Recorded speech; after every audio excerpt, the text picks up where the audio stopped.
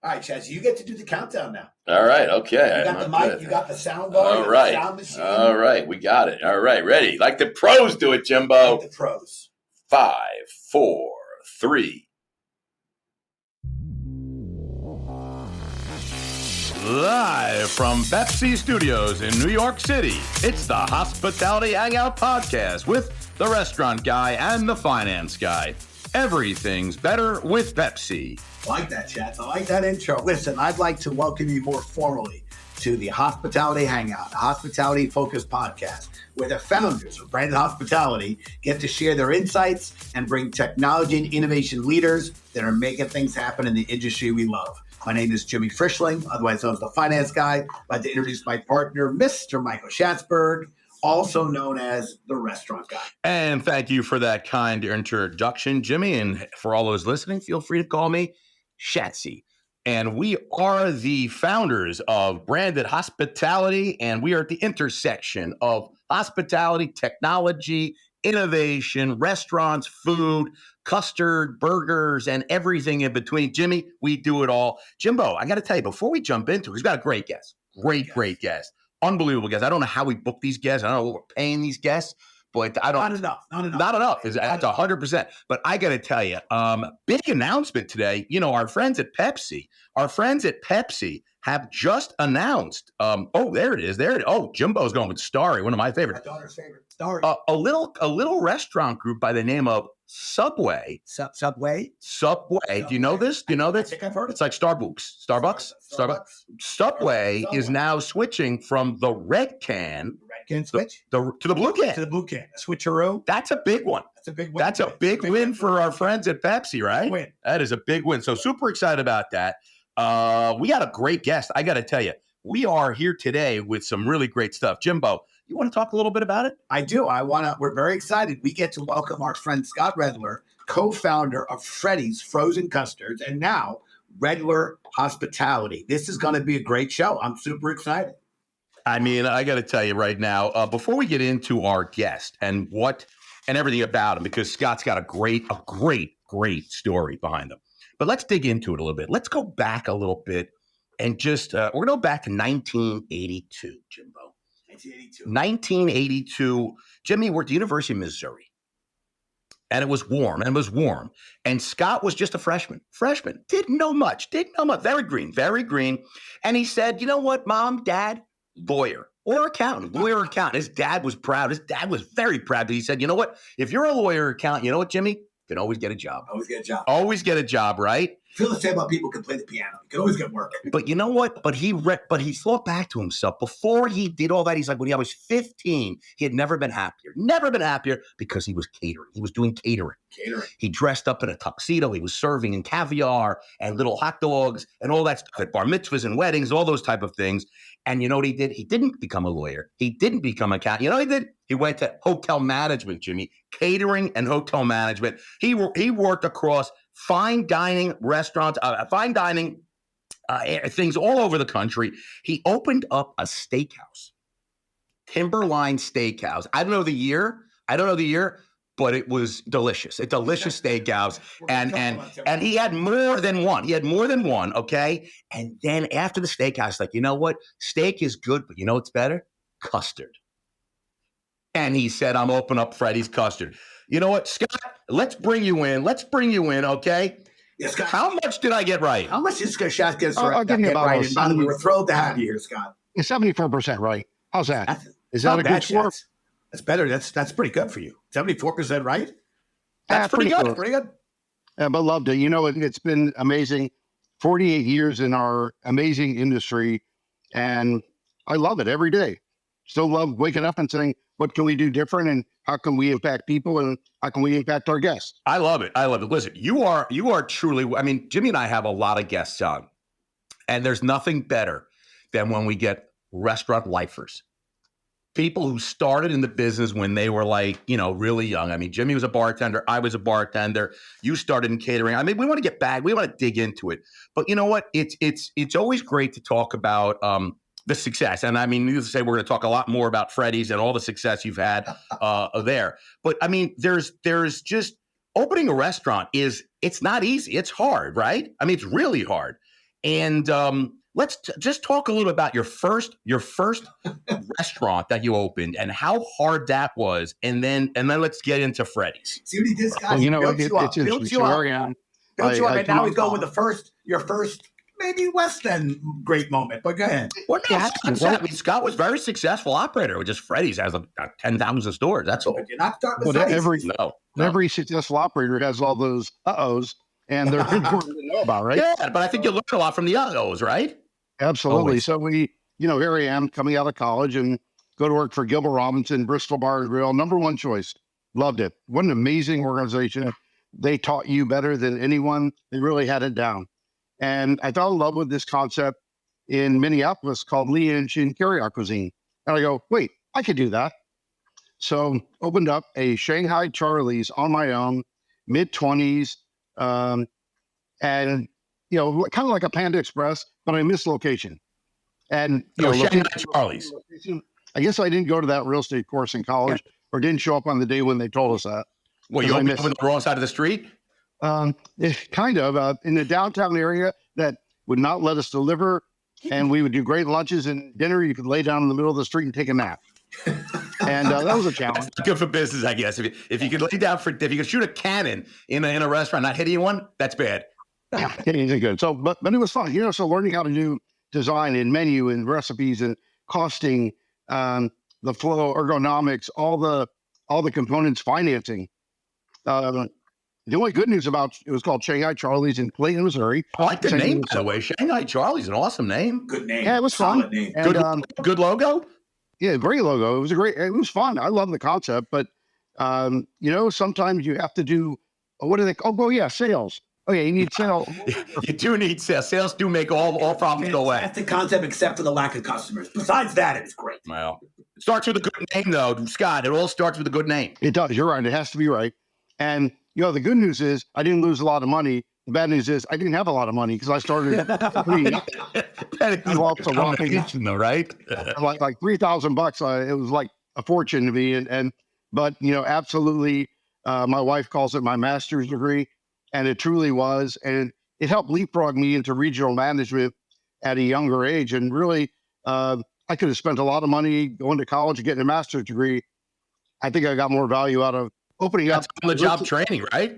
It was absolutely invaluable. Listen, I want to stick with the topic of lessons learned. And while Shanghai Charlie's may have been, a great education, but from a financial success, maybe it was a miss. You did have a most meaningful first taste of success when you opened up, and Shatsy mentioned in his intro, Timberline Steakhouse, and you entered the steakhouse market at a time when these venues had like the greatest or the single best ROI of the restaurant segment or restaurant category.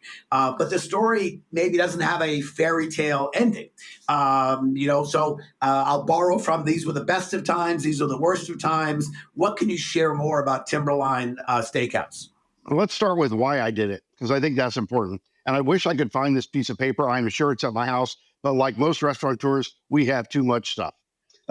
There's a piece of paper that showed best return on investment for restaurants. And on the top was dinner-only steakhouses. And after analyzing a bit, I'm going, wait, this does make sense.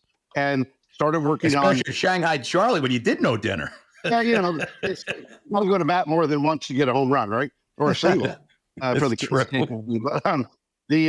But we went in and we opened this thing up, and Bill Simon was my third person I talked to about doing it. Living in Wichita, Kansas is an amazing place to live.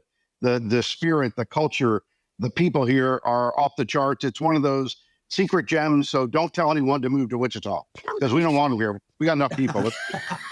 Okay, Jim, I'm canceling that appointment with my real estate broker. I'm not going to Wichita. That's it. Honestly, it's an amazing city. But the beauty of it is, you look at the entrepreneurship here. Wichita State was one of the first centers for entrepreneurship in the country. And we had Pizza Hut, Rent-A-Center, Taco Tico. White Castle was actually founded here. And you look at all these different businesses, Coleman Industries, and the attitude towards risk, reward, and understanding that hard work makes you lucky really did get us here. So I like that, Jimbo. Hard work makes you lucky. Hey, can I give it? What's your line? My line is the harder I work, the luckier I get. Yeah, I get right. it. Same thing. And so we opened up. I came here to work for a company and ended up leaving and opening up the first Timberline. And it was really incredible. We opened it on the west side of Wichita, which was lacking restaurants. And now there's a ton of restaurants here and still a great location, and goes back to location. So opened it up, killed it. Opened the second one, did great. Ended up having 6 at one time. And we were really, for a lot of years, we were doing phenomenal, and ended up in '07, selling them. And the interesting thing is that in '05, someone wanted to buy Timberline. We had Freddy's was going at the time. Someone came in and said, hey, to my partner, hey, we'll give you $4 million and da, da, da. We went, oh, cool. This is great. And the deal never happened. So let's fast forward to 2008. What happened? Oh, wait, a recession. And the worst segment to be in was dinner-only steakhouses, because it was disposable income that was getting people out Thursday, Friday, Saturday, Sunday. And so Freddy's was coming along, and we ended up selling Timberline as a concept for a whopping $25,000. So $4 million minus 25. Hey, you learn a lot, right? So no one to George Costanza. Yeah, I'm not great at math. Negotiate. Yeah, but yeah. I think the idea of negotiation is to get more than your investment. Hal, why didn't you tell me that back then? It would have been great. Exactly. I still think it was a good deal. I will say to your point, Scott, and I was I was purely in the financial markets, and at that time working for a large European bank. I will say that the Great Recession slaughtered, whether it's expense accounts or client entertainment. Banks were under great scrutiny. So not only were those types of evenings curtailed, but it's essentially was almost eliminated. And I don't know where I'm out of that business now, but you're 100% right. It used to be big expense accounts and ordering expensive wines and entertaining and taking out your best clients. And then it got shut down. It's like, let's stop at I don't want to make fun of anybody. Let's stop at Arby's and let's wear the meat. Don't make fun of steakhouse. Let's get where the meats are. Jimmy, roast beef here. At that time, we had Freddy's. So let's stop. Well, listen. Let's fast forward now. We've talked about some success. We've talked about some failures. We talked about Shanghai Charlie's, no dinner crowd. We talked about a steak restaurant, only dinner, but recession hits, expense accounts are gone. $4 million investment sells for $25,000. Not the best. Buy low, sell high, or buy high, sell low. And listen, the tax deduction, I'm sure, was incredible. Probably still writing that off today. Let's fast forward now, 2002, right?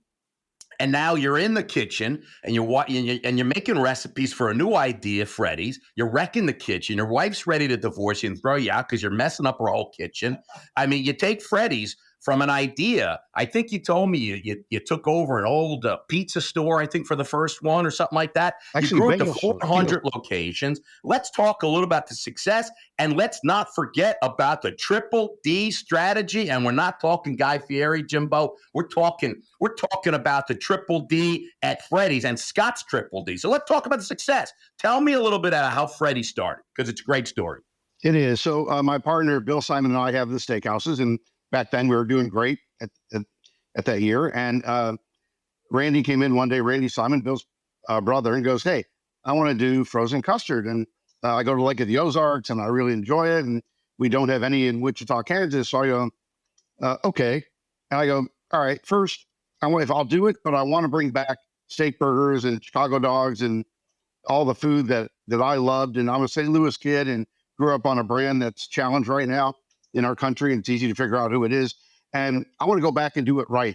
And later we turned what right means is the Freddy's way. And that's an important topic that we can talk about later. Doing things the right way, the way you should do them, long-term, make the right decisions and let your restaurants thrive for that reason. So we opened the first one up. Yes, the recipe's in my kitchen, and I ended up having a remodel. Was it an old pizza place or a bagel place? I forget the first store. Bagel. The bagel shop, right. It was a bagel shop, and for years we still had a little bagel over one of the doorways that we thought. Do you remember what it cost you to build out? Because it was already a bagel store, probably had some infrastructure you needed, right? Yeah, but it's amazing what it cost then versus what it costs today.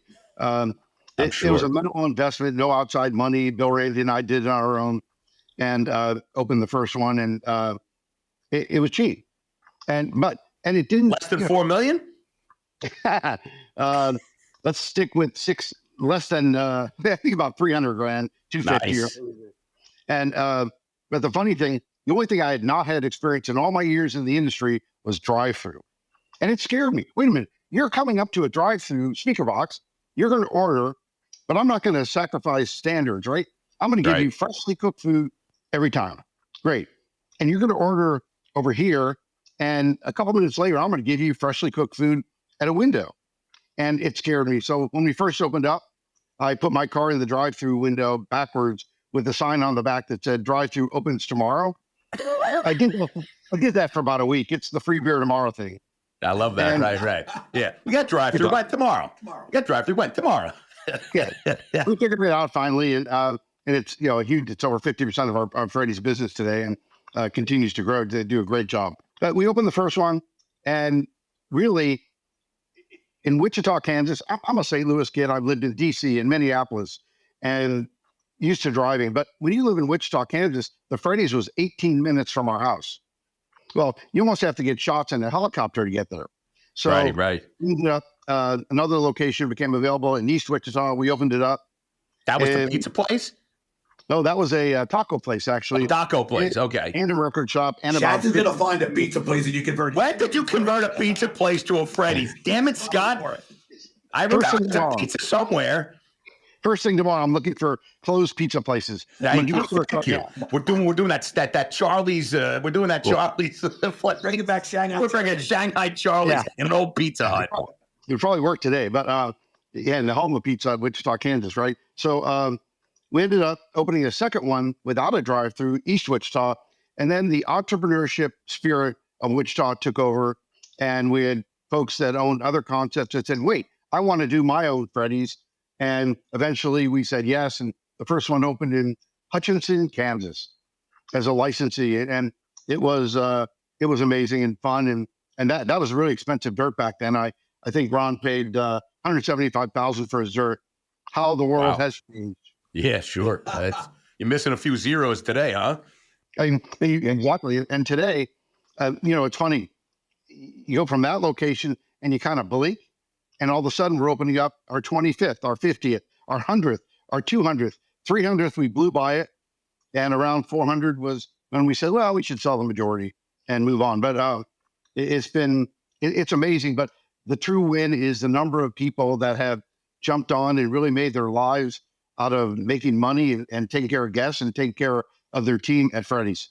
Got a lot of franchise operators, right? We do. A lot of great friends.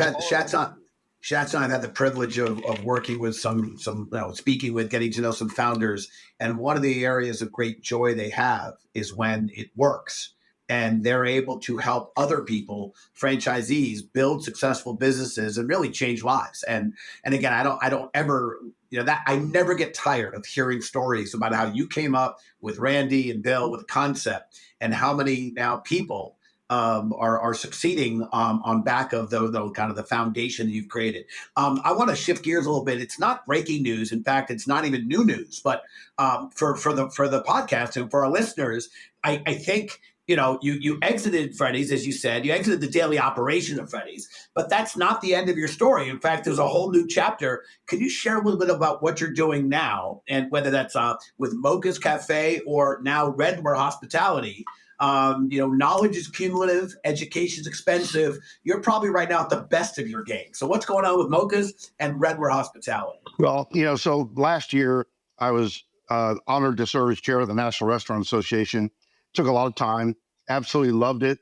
Was all over the country and Mexico, which I'd go back to Mexico in a second, but incredible. They love it, Scott. The audience is just acknowledging the chairmanship at the National Restaurant Association. That's a great position. Thank you. Thank you. Yeah, it was an amazing honor to serve. And so I had like 3 months, 3 months of not really having a day job. And my wife kicked me out, locked the doors, changed the keys, everything. That's no joke, right? Well, maybe it is. And anyway, but sitting here and Jason Ingermanson, who is one of is the largest Freddy's franchisee. I think he has 85 locations or so. Also owns other businesses, including Chompy's in Arizona. He has a concept called Mocha's, Salina Country Club, true entrepreneur, wonderful culture. And culture is what drives me to help people. It's nothing else. You can be a great guy, but your culture and your company isn't right. It takes forever to build the right culture, and someone can screw it up in a minute, right? We all know that. So I think we saw that at Bowen just recently. not to get to change subjects, but yeah, they get some problems. But anyway, major Come problem. on, one door opens up and everyone's all bent down a shade. Yeah, exactly. Just one door. One door. Could have any airplane. My brother owns. My brother Barry owns 3 Freddy's with his wife Beverly, and they're building better deals. He paying less. No one's listening. No one's listening. It's just us. Yeah. Actually, okay. We were so careful with everything that he had no extra benefit. But it worked out great. So they have 3 open, building their 4th. Does he give you a discount? You get free custard? No, he charges me double. You'd have to meet my brother. That's what I expect a brother to judge it double. That's what I like. It's great. We're very close, and we've always been aligned on business acumen and people and the way we do things. And Jason, he had just retired. He was a C-level exec for a Berkshire Hathaway company. And Jason said, Barry, why don't you come become president of JRI Management and do everything except for operations? And our brother said yes. And then Jason goes, hey, Scott, why don't you help me with Mocha's, make it franchisable, and we'll see what happens. And I said yes. So having a lot of fun with it. It's a lot of fun to take a concept from infancy to childhood. And hopefully we get to the teen years and the adult years. We'll see. Yeah, that's fantastic. I love it. All right, listen, let's switch gears a little bit. We're going on to a great new segment. It's called What's Hot or Not. So let's play a little What's Hot and What's Not in the food service technology space. Scott Redler, founder. Shanghai Charlie's, founder. Timberline Steakhouse? Timberline Steakhouse, founder. Freddy's, founder. Or no, but Big Maca over at Mocha, right? The Big Maca, okay? Here we go. I'm going to ask you a few things. You just tell me if it's hot or not. AI drive-through menu boards, hot or not? Medium rare on the way to sizzling. Paper receipts, hot or not? Automatic email with your receipts, love it. Why hassle? LTOs and specials made for social media, hot or not? I'm a KISS guy. Keep it simple. And if you can sell enough, it's worth it. Not sure it's worth it. Celebrity virtual brands, hot or not? Hot with the right owner or partner. Jimbo, what you think? There's a lot there. I always like to pick up on what something our guest says. I think I'm going to go last in, first out here with the celebrity virtual brands. Talk about that a little more if you can. Because I'm really interested in the space for a number of reasons to our listeners. If you know, you know. But more because we've just come out of a phase where the words ghost kitchen, I think, was really hot. Schatz and I thought it shouldn't be. But at the end of the day, it had an explosion of popularity and specifically a lot of celebrities throwing their names onto things. And we have thoughts on that. But talk about the celebrity virtual brands or celebrity infused businesses, because as you said, it takes the right mix of folks. Talk about that a little bit. I'm thinking Mr. Scott Redler wings. What do you think? That's hot. That would be hot. That's hot. Yes. I'm not sure he's got Redler frozen custard. I think that might be a violation of his non-compete. Oh, is that he can't do that? Let's let Scott talk about it. So, okay. What do you like? Celebrity virtual brands. You said with the right folks. Talk about that a little bit. Well, so I've always been a believer, even with Freddy's and Timberline, and I'm not that smart. I copy the idea off Outback and Chick-fil-A does it. The owner-operator concept. And I'm a big believer in that. With Freddy's, we had a 3-tier bonus program. With Timberline, a 3-tier bonus program that rewarded monthly. We treated a general manager as an owner and that's the way to go. 5-year long-term bonus. And one of the most amazing days were the 5-year bonus handouts. And we've given out checks for a lot of money that really did change lives. But understanding when a general manager or operating partner understands their business like an entrepreneur, you win. They understand long-term costs and expenses that help make the restaurant better. Will help them win long-term. Sales drive profit. Once your general manager, operating partner understands that, You can go to the Bahamas every day, Jimmy, and sit on the beach and have a pina colada, because that's the trick. Sounds really good. I got to tell you, I like that. How do you do that? How do you get to do that? You empower your GMs to make them act and feel like owners. Like owners, yeah. I love it. But inspire that entrepreneurial spirit. So wait, Jimmy, can you make me feel like an owner, or I can make you? How do we get to sit on the beach and have a pina colada? Who gets to? Chats, good, bad, or otherwise. We're both the owners. Jimmy, so I don't get to do that? No. The other thing is rewarding them as an entrepreneur, rewarding them as a leader of their business. And they are the person with the most to gain and the most to lose. And our general managers, with some programs we've had in the past, earned up to 15% of net. And when you're thinking that way, you're thinking, I'm going to take care of my guests. I'm going to take care of my team. I know turnover costs me. I know what food cost is. I know how to do things right. I know what a clean restaurant is. And, we all have our three-legged stool on how to run a business, right? A restaurant especially. And when you get somebody that truly understands that, there's no question who wins. They have to win first, and everyone wins. Happy guests start with happy employees. If the employees aren't happy, the guests can't be happy. One of the biggest, misnomers is the guest is always right. That's not true. We try so hard to make it right for the guests, but as an owner, you've got to make your team, your employees, your staff, you got to make them care. And to Scott's point, what he's saying is, if they feel they're an owner, they're going to care about. It's not a job now; it's their store. It's these guests are their guests. They're not working for Scott. No question about it. Partners with Scott. So I dig that. I love it, Jimmy. The guest is not always right. It's not always right, but they're never wrong. Never right, but they're never wrong. I like that. Dropping knowledge. Yeah, no, because at the end of the day, like you said, they're not wrong. Not wrong. We try to make it right. Yeah, try and make it right. Exactly. Jimbo, I like it. Listen, I want to jump into our what we call talking back. Schatz and I, clearly we like to bring on guests, bring on friends, and chat a little bit. But we learned along the way that sometimes our guest has a question for us. So, Scott, we're going to give you the microphone. We like to say nothing's off the table. Ask away. The microphone, my friend, is yours. So, Jimmy, how did you go from the crazy world of finance outside of our industry into the crazy world of finance and everything you do within our industry? By the way, this podcast is only scheduled for 45 minutes, so I don't know, Jimmy, if we have the time for this. Let me get comfortable. Yeah. It's 1968. Lenox Hill Hospital. It was a very cold day. Very cold. I appreciate the question, and actually, I'll surprise you, Schatz, and deliver a more succinct answer. Oh, Scott, what did you unleash? What did you unleash here? I cut my teeth in front of house as an underage man, picking up shifts at a local pub, sports bar. Right. What was the name of it? Martell's? The Polo Grounds. Oh, the Polo Grounds. Yeah, that was like the Martell's. That was a sports bar. Like one of the first. Yeah, early sports. Underage bar back, busboy. To me, it was a great job. Anytime I had a break, literally started in high school.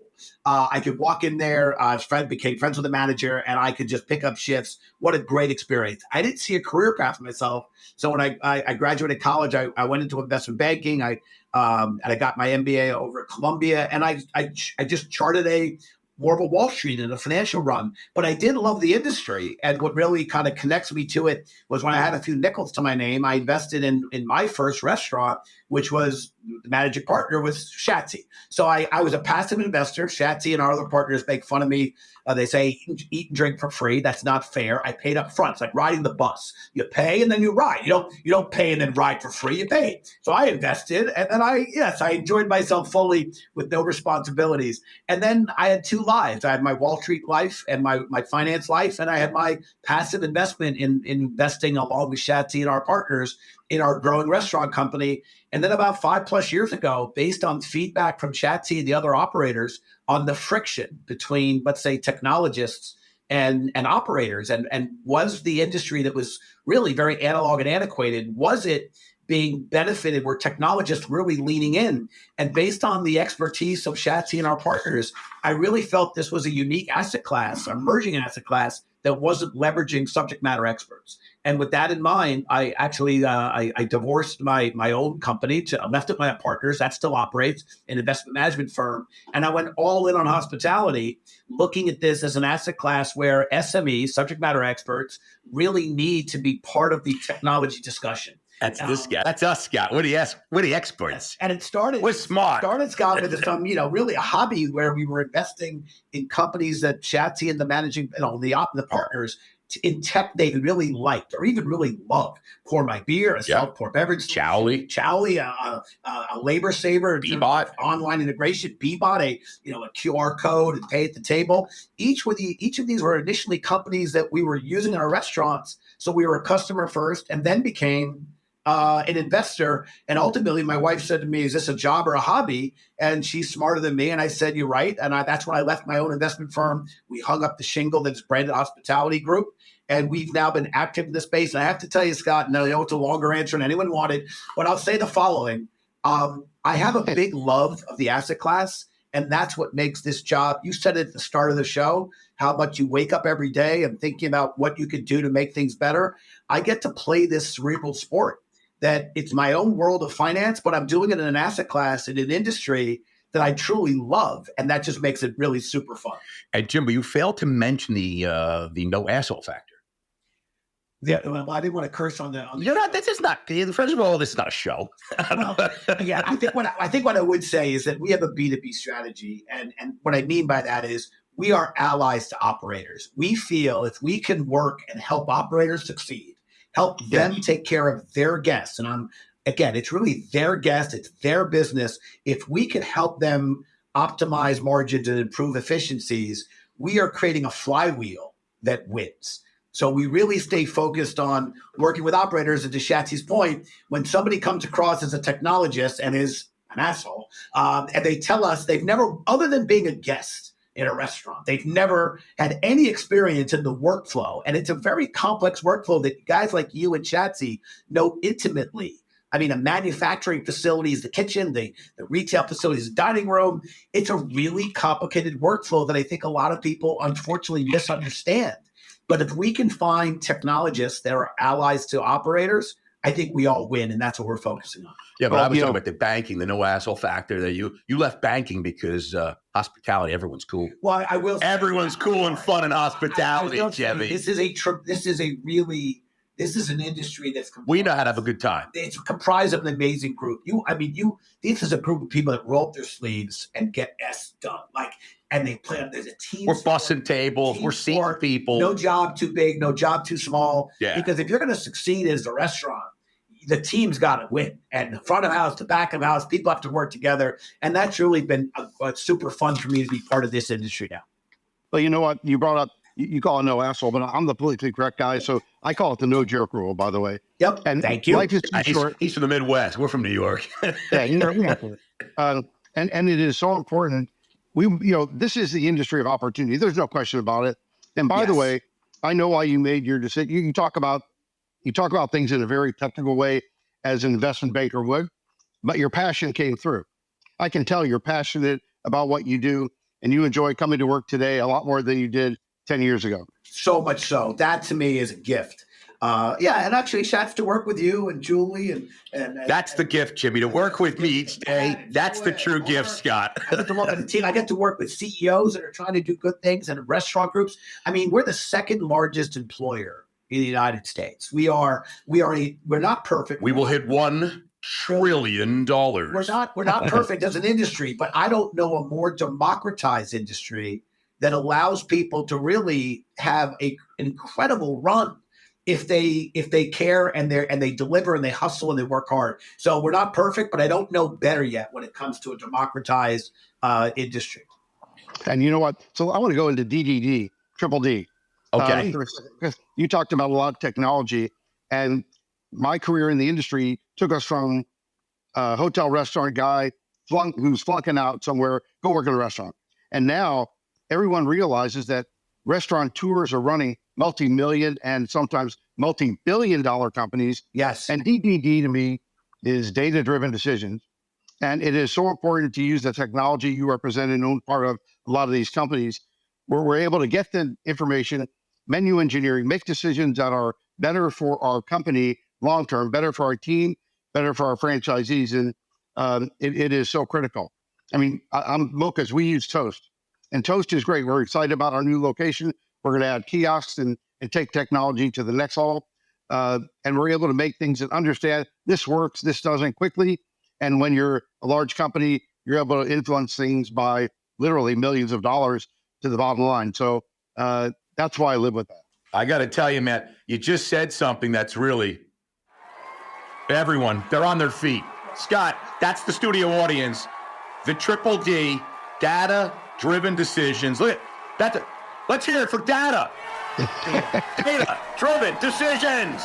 By the way, nobody likes data-driven decisions than Jimmy. Yeah, no, I want to say, I hope if there's one moment at this. Is it data or data? It's data. It's not data? Well, Why can't I say data? You can't. Scott, what do you say? Potato. Data. Sorry. Data. Why? Well, why do I say data?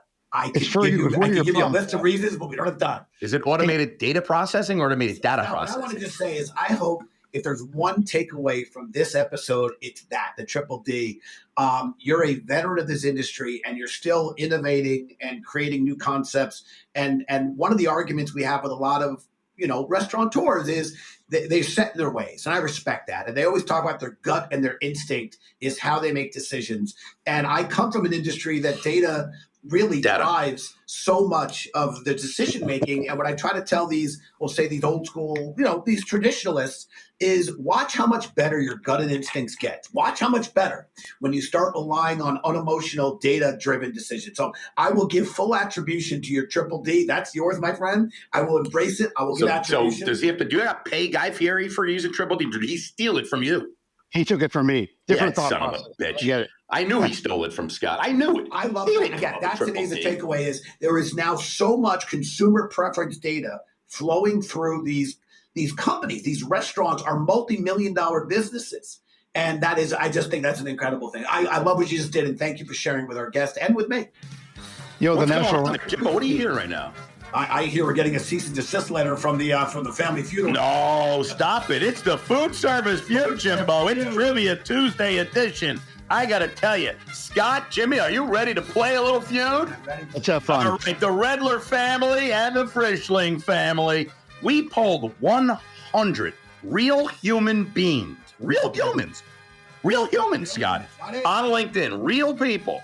And we asked 100 people a question. I got the 4 top answers on the board. I'm actually going to make it a little easier, Jimbo, because I'm going to give you guys the 4 answers, and then you just pick which is number 1. All right, Scott, ready? Yep. All right, imaginary buzzer is ready, Jimbo? All right, Frischling family, Redler family, you're playing for big money here. Money, big prizes. 100 people surveyed. Top 4 answers on the board. What is your favorite food pairing? Cheese and crackers, chips and salsa, bread and butter, peanut butter, and jelly. That's it. Go. I'll big in. Scott, you got it. Oh. PBJ. Peanut butter, and Jimbo, I got to tell you, the Frischling family can steal. It looks like there's $100,000 at stake here. What are you going to say? Well, I think, Shatsy, you know that I played the feud before, and I'm a big fan of the condiment. And it is a condiment that is salsa. So I'm saying chips and Ding, ding, ding, Jimbo. The Frischling family has stolen it and won it. Chips and salsa is the number 1 answer. Chips and seltzer. Chips and salsa. A little fun fact, by the way, chips and salsa was designated as the official state snack food of Texas in 2003. And the sales of salsa overtook ketchup. That's right, ketchup in 1992 in terms of value, dollar value, and is now the number 1 condiment, salsa. So I got to tell you, Scott, you played a great game, but it's tough to beat, Jimmy. It's tough to beat, Jimmy. Peanut butter and jelly was the number 4 answer to the board. Cheese and crackers, and followed by bread and butter. All right, that was great. Great addition over there. All right, let's go right now into another really great segment. Jimbo, are you ready? Yeah, I love how you got the new segment, you get the feud segment, you get the quickfire segment. I got to tell you, I'm feeling a little unloved. We had some technical problems during our production today. The quickfire, the single greatest segment of any podcast, according to Joe Rogan. Yes, according to that's Nielsen. Nielsen actually said that this is the highest rated segment on any podcast in the continental United States, including Canada and Mexico, and now venturing into Latin America and South America, from what I'm being told from my production team. Scott, are you ready for a little branded quickfire? Let's go. All right. comedy movie or action movie favorite? Die Hard, Bruce Willis, classic. Yeah. Where you getting dinner from tonight? Shanghai Charlie's. I'm in Kansas, going out, a little steak. Nice. We have I like it. some of the best beef in the country. That's true. In the world. That's true. What is your favorite food city in the world?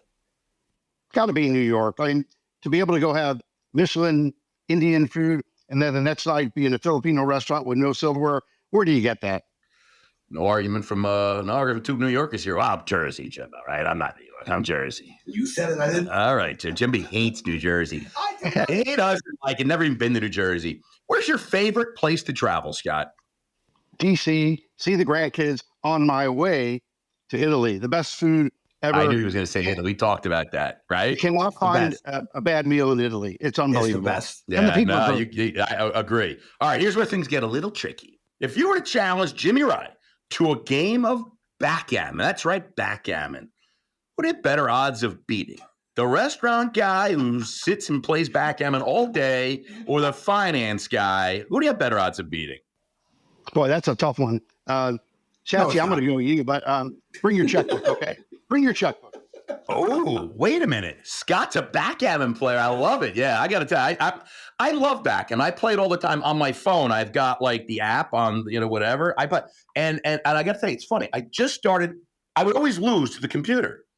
So on my backgammon app, you've got like a little hint button, right? So what I started doing to try and get better is I see the move I want to make, right? And I don't do it. And then I hit the hint button to see if that's the right move. Yes. And it's not always. I'm not always making the right move. But I got to tell you, when you use the hint button just exclusively, I always beat the computer.